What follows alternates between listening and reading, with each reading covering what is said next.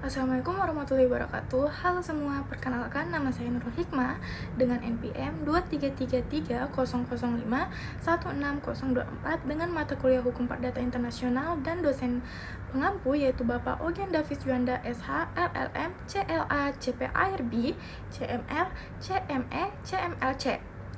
Di era global saat ini, bisnis dan kerjasama antar negara sudah menjadi hal yang umum. Perusahaan dari Indonesia bisa bekerja sama dengan perusahaan dari Jepang, Amerika, bahkan Eropa dalam satu kontrak bisnis. Namun, ada satu pertanyaan penting yang sering muncul dalam kerjasama internasional. Mungkin, kalau nanti ada masalah atau sengketa, hukum negara mana yang akan digunakan?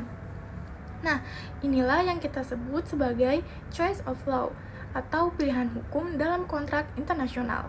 Dan ini adalah bagian penting dalam hukum perdata internasional, yaitu cabang hukum yang mengatur hubungan perdata antar negara atau pihak dari negara yang berbeda.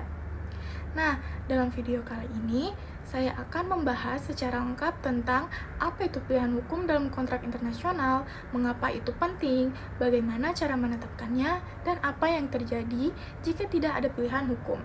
Yang pertama, saya akan membahas pengertian pilihan hukum. Jadi, apa itu sebenarnya pilihan hukum? Pilihan hukum adalah kesepakatan antara para pihak dalam kontrak internasional tentang hukum negara mana yang akan digunakan untuk mengatur dan menyelesaikan kontrak tersebut. Untuk contohnya, sebuah perusahaan Indonesia menandatangani kontrak jual beli dengan perusahaan dari Jerman. Nah, dalam kontrak tersebut, mereka menyatakan bahwa segala hal yang berkaitan dengan kontrak ini tunduk pada hukum Indonesia. Maka, jika suatu hari terjadi sengketa, pengadilan atau lembaga arbitrase akan merujuk pada hukum Indonesia, meskipun pihak asalnya berasal dari Jerman. Klausul ini disebut juga dengan choice of law clause dan biasanya tertulis di bagian akhir kontrak.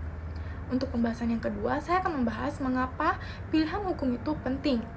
Yang pertama, karena sistem hukum setiap negara itu berbeda-beda.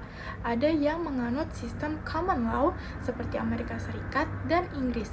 Ada juga yang menganut sistem civil law seperti Indonesia dan Belanda. Kalau kita tidak menentukan sejak awal hukum mana yang berlaku, maka saat terjadi masalah, para pihak bisa saling mengklaim bahwa hukum negaranya yang paling benar. Yang kedua, pilihan hukum memberikan kepastian dan perlindungan hukum. Para pihak tahu bahwa jika terjadi pelanggaran, mereka akan tunduk pada hukum yang sudah disepakati. Ini mencegah perdebatan dan konflik lebih lanjut. Untuk yang ketiga, pilihan hukum juga memengaruhi isi dan penafsiran kontrak. Misalnya, apa yang dianggap sebagai pelanggaran kontrak atau cara menghitung ganti rugi bisa berbeda antar negara. Maka, sangat penting untuk tahu hukum mana yang akan dipakai sebagai dasar. Pembahasan ketiga, apakah para pihak bebas memilih hukum apa saja? Secara prinsip, iya, para pihak bebas memilih hukum negara manapun untuk mengatur kontraknya. Bahkan mereka bisa memilih hukum dari negara ketiga yang netral, yang dianggap lebih stabil atau dipercaya. Misalnya, dua perusahaan dari Vietnam dan Brasil sepakat memakai hukum Inggris karena dianggap lebih jelas dan sering digunakan dalam kontrak dagang internasional. Namun, kebebasan ini bukan tanpa batas.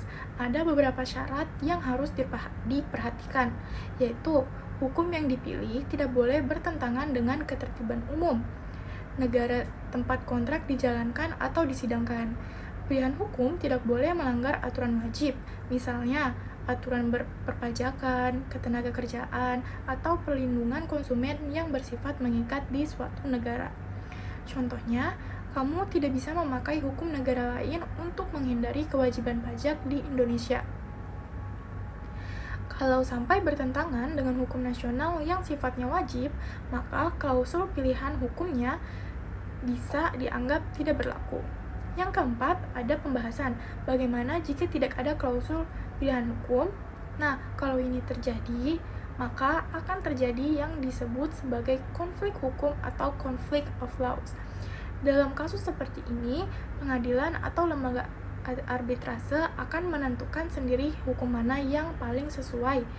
Biasanya berdasarkan tempat dibuatnya kontrak, tempat pelaksanaan kewajiban kontrak, bahasa dan mata uang dalam kontrak, atau hukum yang memiliki hubungan paling erat dengan kontrak tersebut. Misalnya, jika kontrak dibuat di Jakarta dalam bahasa Indonesia dan pelaksanaannya juga di Indonesia, besar kemungkinan hakim akan menetapkan hukum Indonesia sebagai hukum yang berlaku, meskipun salah satu pihak berasal dari luar negeri. Namun, ketidakjelasan ini seringkali menimbulkan perdebatan dan memperpanjang proses penyelesaian sengketa. Itulah mengapa penting untuk selalu mencantumkan klausul pilihan hukum secara tegas dalam kontrak internasional. Yang kelima, ada pembahasan pilihan hukum dan pilihan forum. Seringkali, pilihan hukum disandingkan dengan pilihan forum atau choice of forum clause, yaitu ketentuan tentang di mana sengketa akan diselesaikan. Contohnya, kontrak menyatakan bahwa sengketa diselesaikan di Pengadilan Negeri Jakarta dengan menggunakan hukum Belanda. Artinya, penyelesaian tetap dilakukan di Indonesia, tapi hukum yang dirujuk adalah hukum Belanda. Atau sebaliknya, bisa juga sengketa diselesaikan di Singapore International Arbitration Centre atau SIAC dengan hukum SIAC dengan hukum Singapura. Ini artinya sengketa akan dibawa ke arbitrase internasional di Singapura dengan sistem hukum Singapura. Pilihan forum dan pilihan hukum bisa sama, bisa juga berbeda, tergantung strategi dan kenyamanan para pihak. Nah, sebagai kesimpulannya, pilihan hukum dalam kontrak internasional adalah bagian yang sangat penting untuk dipahami dalam praktik hukum perdata internasional. Ia memberi kepastian, menghindari konflik, dan mempercepat proses penyelesaian jika terjadi sengketa.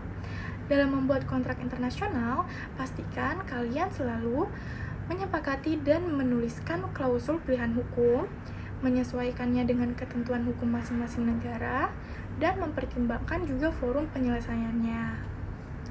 Nah, sekian presentasi dari saya. Mohon maaf jika ada kesalahan kata. Semoga penjelasan ini membantu kalian memahami bagaimana hukum bekerja dalam hukum perdata lintas negara. Terima kasih sudah menyimak video ini. Sekian. Wassalamualaikum warahmatullahi wabarakatuh.